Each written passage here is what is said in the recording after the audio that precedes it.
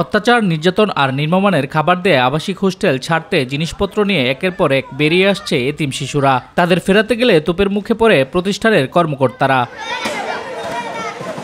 2004 সালে 100 এতিম শিশুর থাকার জন্য মাদারীপুর মধ্য খাগড়ি এলাকায় গড়ে ওঠে মাদারীপুর সরকারি শিশু পরিবার। কাগজে কলমে 60 জন ভর্তি দেখানো হলেও বাস্তবে রয়েছে মাত্র 27 জন।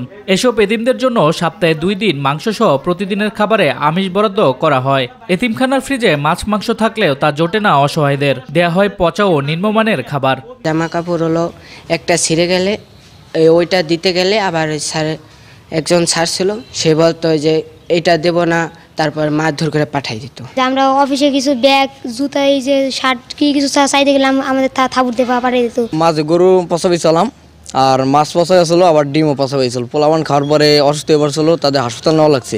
তাদের জন্য আমরা আন্দোলনটা করছিলাম। এতিম শিশুর জন্য জনপ্রতি মাসে বরাদ্দ খাবার বাবদ 3000 টাকা, শিক্ষা সামগ্রী 350 টাকা, পোশাক 300 টাকা, প্রসাধনী 350 টাকা, চিকিৎসা 100 টাকা। এসব বরাদ্দ থাকলেও তার অর্থ চলে যায় দুর্নীতিবাজদের পকেটে। আমরা এই জায়গায় আগে ভালো খাওয়ান পাইতাম, কিন্তু হপায় থেকে গরু গোশত দেয় না। আগে দিত কিন্তু হপায় দিত না। আগের বড়রা থাকতে অনেক খাবার পাইতাম, গরু, মাছ ভাজা, তেল সবকিছু পাইতাম। এখন আমরা ঠিকভাবে ওইগুলা পাই না। রোদের ভিতরে একটু পাতা টোহায় আমাদের রোদের ভিতরে মাথা ঘুরায় পরে। এতিমখানার খাবার, চিকিৎসা সামগ্রী, পোশাক সহ বিভিন্ন সরঞ্জামাদি দীর্ঘদিন ধরে সরবরাহ করে আসছে উত্তম কুমার পোদ্দার ও ভরতচন্দ্র ঘোষ নামে 2 ঠিকাদার প্রতিষ্ঠান। ঠিকাদারদের সাথে যোগসাজশ করে এসব অনিয়ম করে আসছে এতিমখানার কর্মকর্তা কর্মচারীরা। এ বিষয়ে জানতে চাইলে দায়সারা উত্তর দেন এতিমখানা কর্তৃপক্ষ। না, আমি কখনোই নিম্নমানের কোনো পোশাক আমি এই জায়গায় ব্যবহার করি। আমি জিন্সের প্যান্ট, শার্ট আমি তাদেরকে চয়েস করি।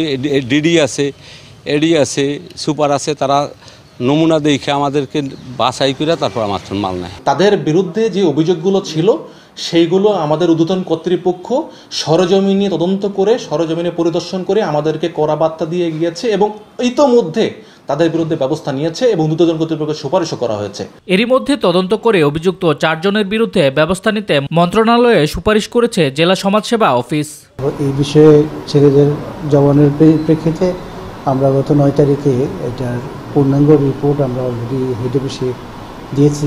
এই অ্যাকশনটা এখনো পর্যন্ত এটা হয় নাই, হয়ে যায় এবং 4 জন বদলি হয়ে যায় বা তাদের বিরুদ্ধে প্রশাসনিক ব্যবস্থা নেওয়ার জন্য বলছি, যেটা নেয় কর্তৃপক্ষ।